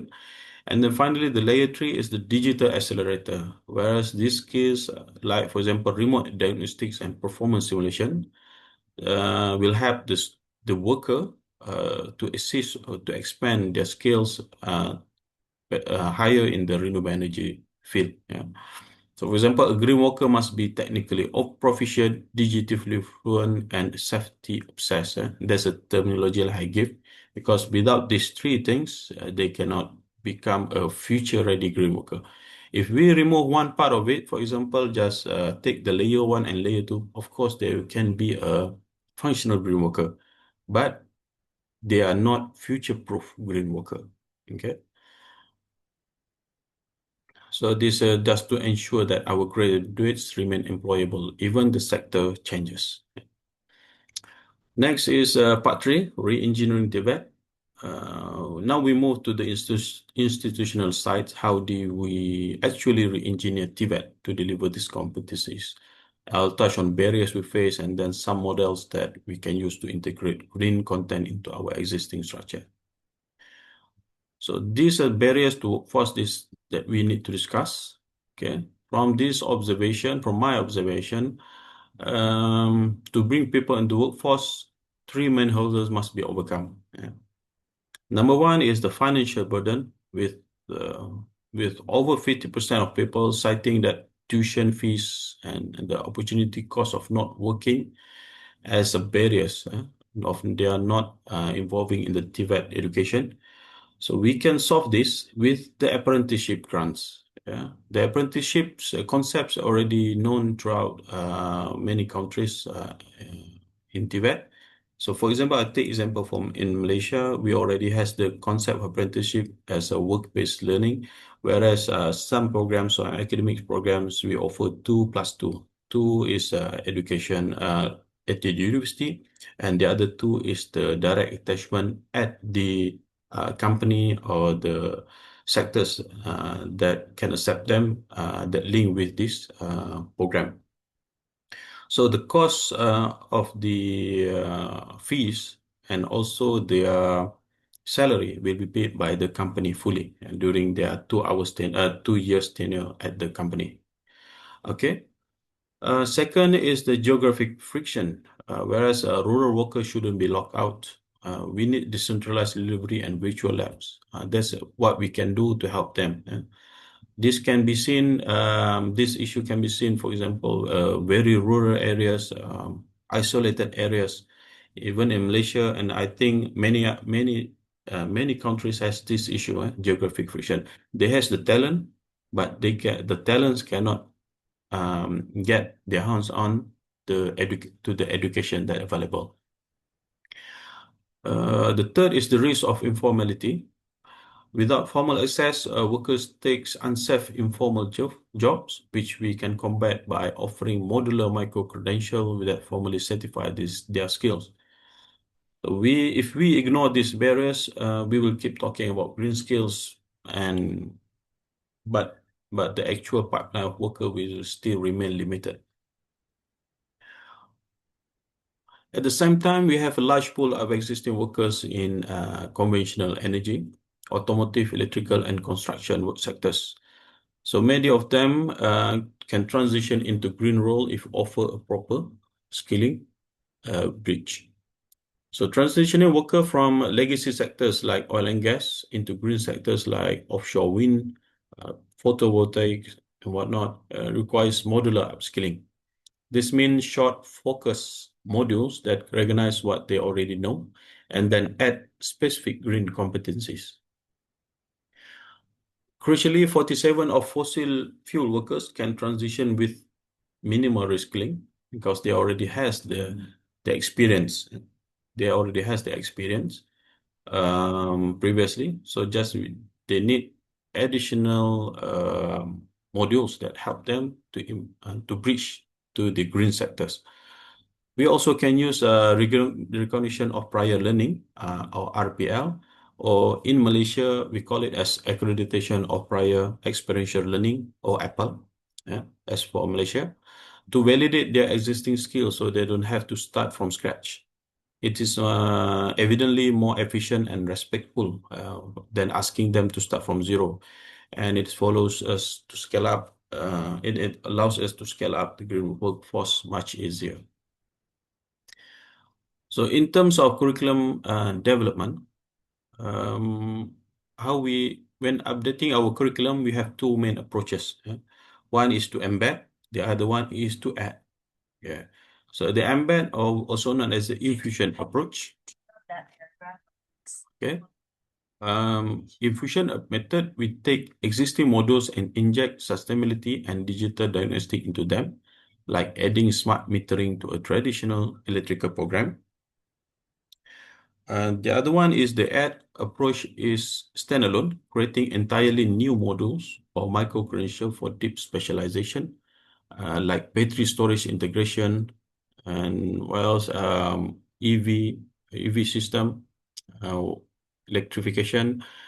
And we can also identify modules where green content should be introduced or strengthened. For example, adding renewable energy components into electrical installation courses or integrating energy efficiency into building and services programs. We can also design standalone green modules that can be shared across programs. With this modular approach, make curriculum change more manageable while still moving the institution in the right direction. Some other version of how to make it was to understand is that assume that the embed system is like a Lego system. You create a Lego system where one set of Lego is one module, and then it can stackable. For example, like I mentioned before, stackable micro-credential. So the learner can merge these Legos or these modules to become one complete course, one complete program that is beneficial for him or her to apply for renewable energy jobs. Yeah. So this can be done by using TVET approach. The integration of curriculum itself should follow a clear flow. This integration flows through 4 steps. The first one is to audit and map existing program against emerging job roles. We start by engaging industry to identify real competency needs. Second, embed those new competencies into foundational modules. Third, to add specialized standalone content where needed. And fourth, carefully align assessment to ensure outcomes are tied to real work processes and safety requirement. So importantly, this cycle doesn't stop and it becomes part of the normal way of the institution operates. That's how we keep programs up to date. Next is a part 4. We will discuss on pedagogy and the vital role of empowering our educators. You can see here there are 4 methods or ways on the modernizing pedagogy. One is project-based learning, work-based learning, blended with TVET, and micro-credential. Yeah. So for green skill TVET, students must learn by doing. There's no way out from this. So to approach like project-based learning, problem-based tasks, industry simulation, and workplace learning become very important. Digital tools such as virtual labs, simulation software can also help when we don't have full physical equipment. This can overcome this one of the 3 hurdles that I mentioned before. Yeah.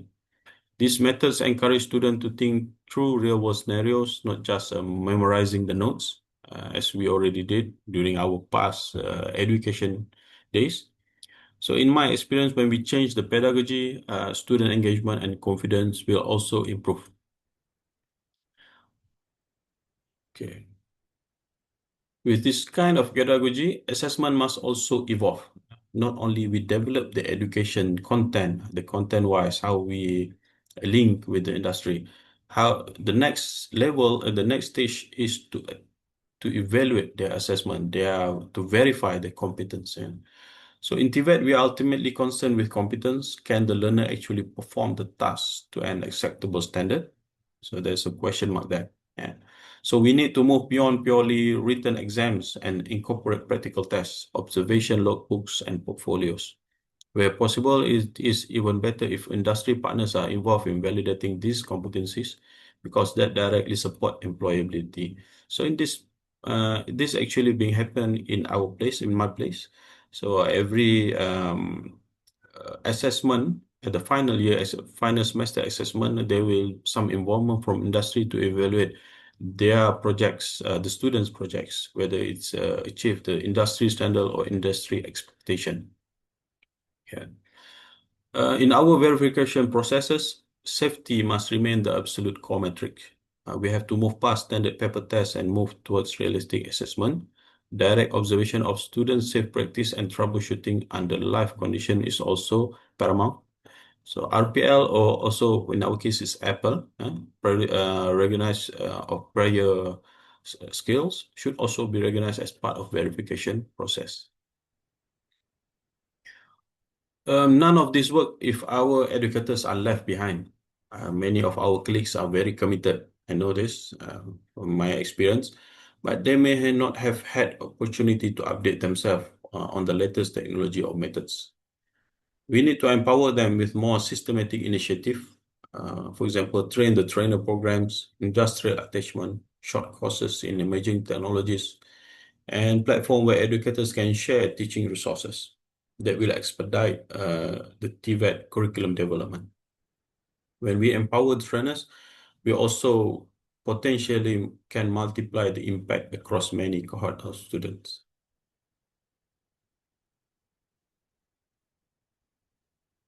Okay, in part 5. So in the final part, I briefly zoom out to the ecosystem level.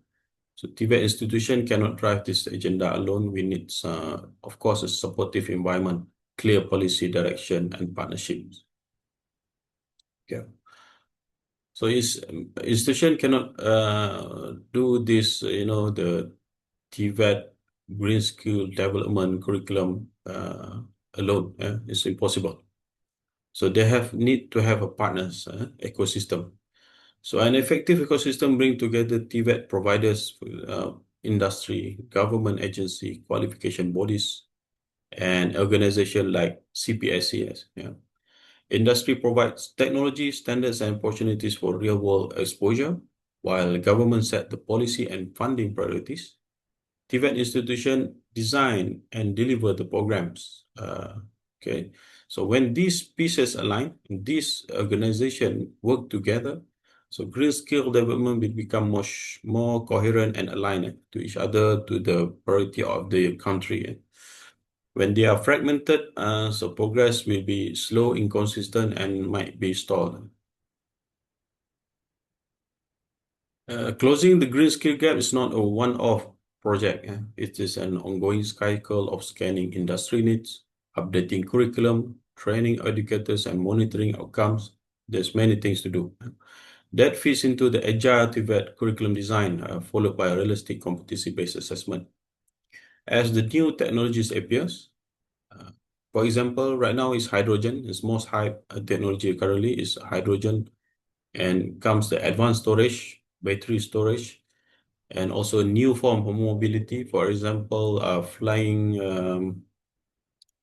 drones, flying cars flying cars in China, for example. Our program must also evolve. So the real capability we need at the institutional level is the ability to adapt continuously, not just to respond occasionally during that any programs happen.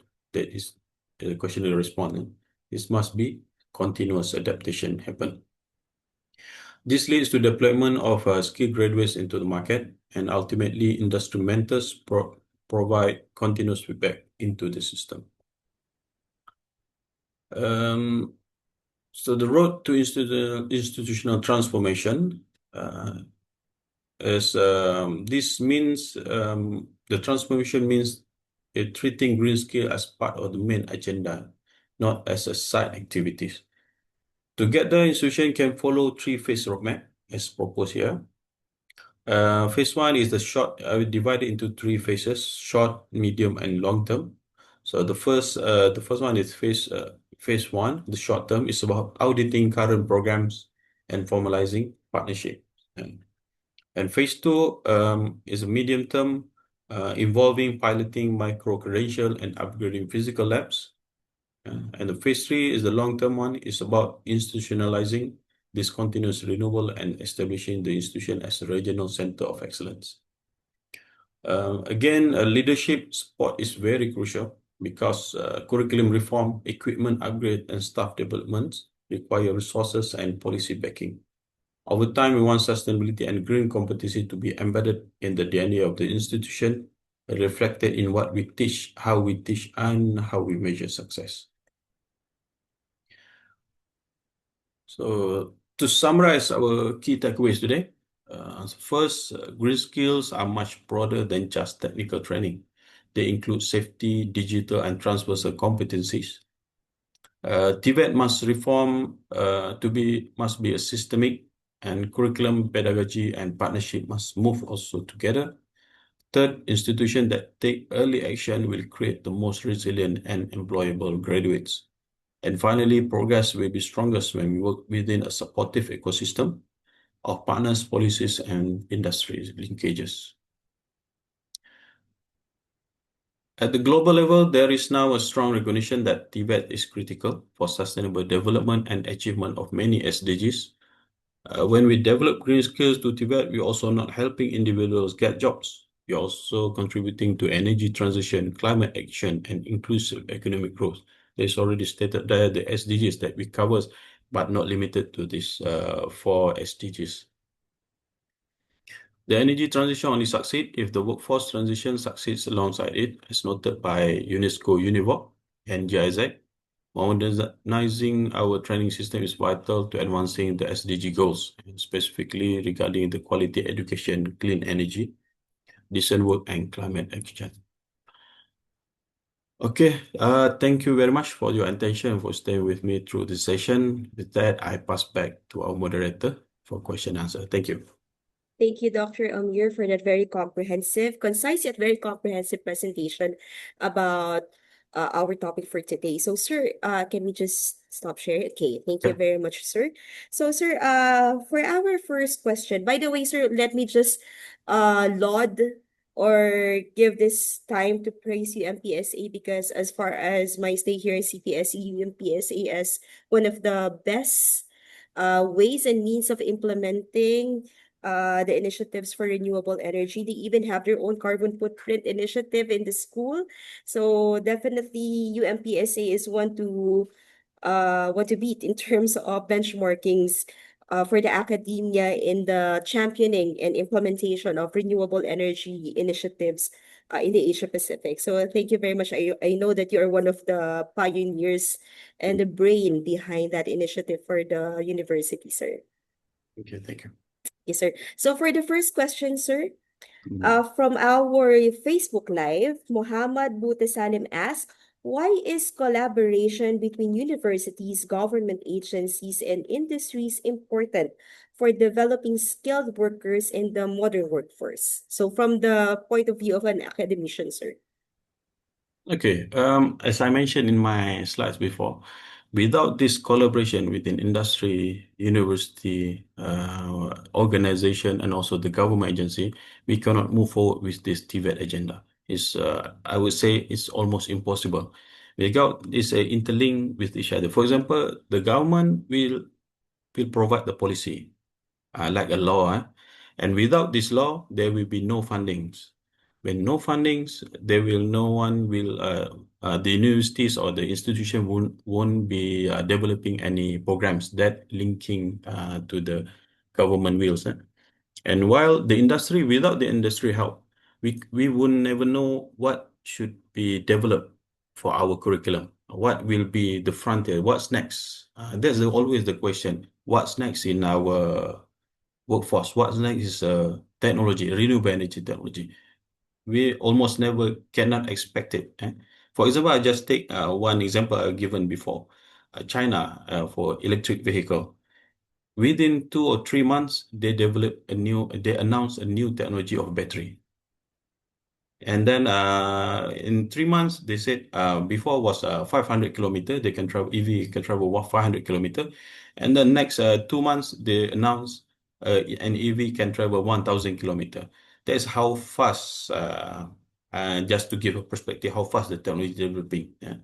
So this collaboration between many, forces, organization, industry, university is very crucial to develop TVET education. That's my answer. Thank you, sir. Now, this question has been asked by Mr. Syed Wakaruddin. Sir, whether SDGs on climate and energy are necessary to follow, or are you asking whether or not should we follow the SDG, sir? What would be your take on this one? Should we follow the SDG? Of Yes. course, yes. Okay. What we must understand is that SDG is uh, global consensus. Yeah? Everyone in this majority of the countries in the world accept and agree that we should follow the SDG in order to improve the quality of life of human beings and organisms, and also to reduce the temperature to preserve our world. Okay, that's what the consensus are for the SDG. Of course, with this SDG, in line with the SDG, we develop the academic programs. So we support the SDG indirectly. Of course, we cannot see the SDG, we cannot map directly. Some programs can map directly. For example, climate change. When we open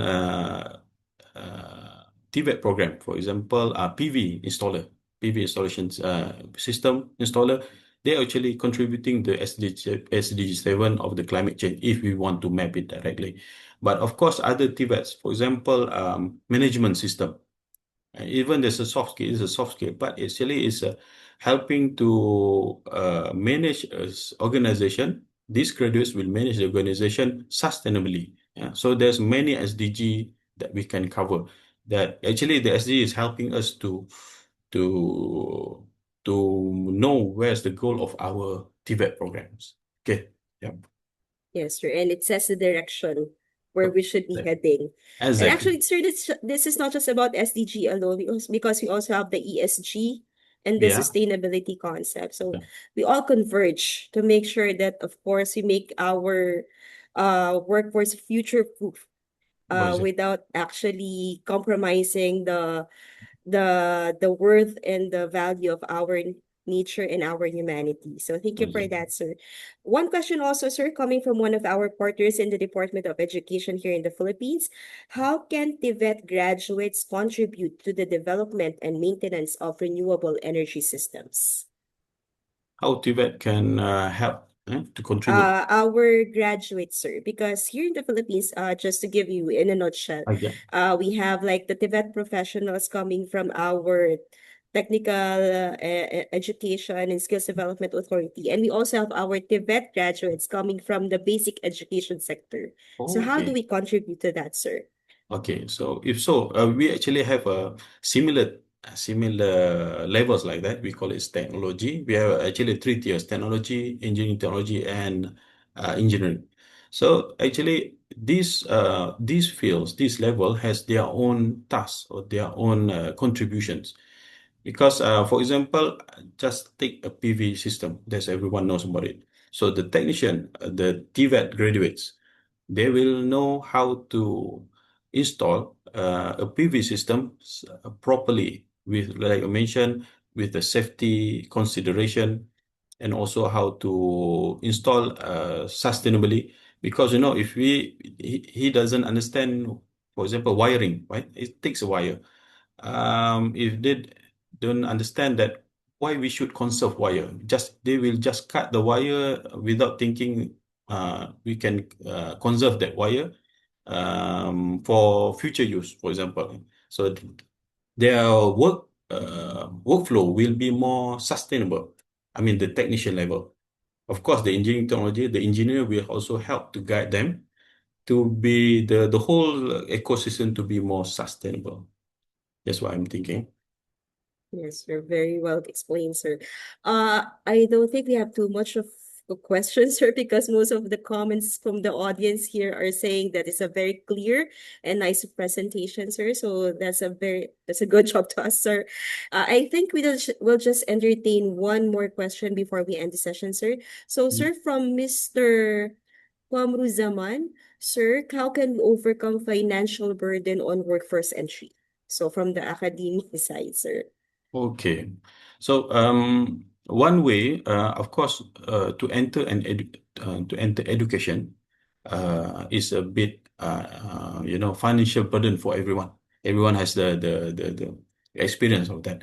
Everyone has to pay out some fees and also has to plan for their stay there, okay, for some amount. So another way to reduce the financial burden is by apprenticeship. I'm very agree with the concept apprenticeship.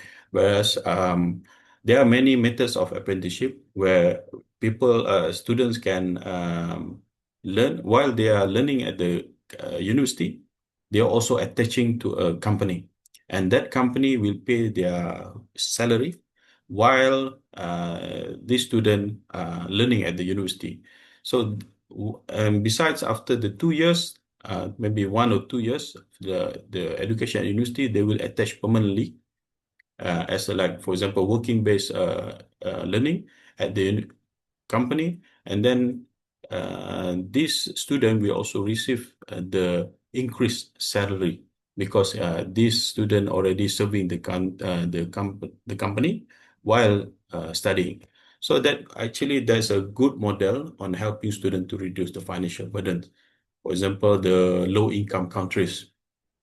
Yeah. Besides, Sir, of course, scholarships, if possible. yes, sir. So I know I already mentioned that you will be entertaining just the last question, but Yeah. I wouldn't want to miss this Uh-huh. from one of our former faculty specialists in the Facebook Live from Mr. Hazrat Husian. So he asked, what will be the possible mechanism to compel DMCs to look for green procurement? DMCs. Yes, sir. What was the long name of the DMC? Sorry. Uh, for Sir Hazrat Hushan, could you please shed some light on what DMC means? Are you referring to the ministries or the government or the institutions? But in general, maybe I can give Mhm. some for insight lah. Okay, sir. Like green procurement, that's already happening in. I give my perspective, Malaysia perspective. At university also, we are already imposing. We must follow the green procurement process. That means actually what we can force them and to force this green procurement to take place is by policy organization. As I mentioned, the leadership must be very strong to impose them to follow the green procurement procedure. Actually, I think in most of government agencies in Malaysia already forced to follow the green procurement processes already. So if not, I think it won't be happening without the policy or the leadership.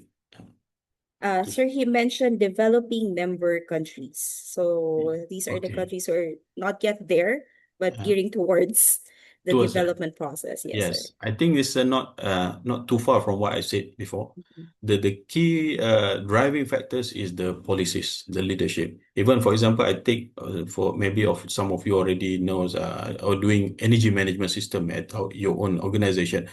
The key points is to drive the change is the leadership, the boss or the CEOs. With them, with the policies imposed by them, then the other policies or any green policies, including green procurement, will take place automatically.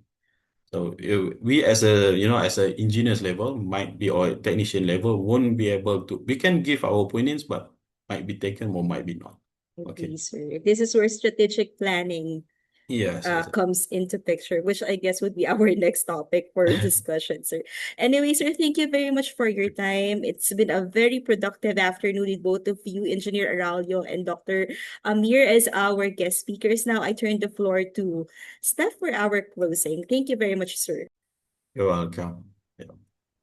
Thank you very much, Miss Arlene and Dr. Amir, for a very productive discussion on renewable energy systems. So now, before we end this final session, may I request again everyone to turn on their cameras and let's have another group photo with Dr. Amir, our resource speaker. May I request again ICT to please assist us? Thank you. Hello everyone. Kindly open again your camera for our virtual photo. Thank you. Okay. Okay, one, two, three, smile. Okay, one more. Smile. All last one. Smile. Thank you everyone. Thank you, Paul. That concludes our webinar. Our sincere thanks to Engineer Arroyo and Dr. Amir for generously accepting our invitation to share their craft and expertise today. We truly look forward to collaborating with you once again. And of course, thank you to our participants for joining this webinar, to Miss Arlene for moderating the sessions, and to our ICT for assisting us in this webinar as always. And we also extend our deepest gratitude to our CPSC Director General, although he's not here today, to Professor Dr. Suresh Kumar Damaja for his endless support and guidance to our team. Thank you once again and see you in the next webinar. The attendance link will now be flashed on screen, and please answer the form so you can claim your certificates. Thank you, everyone.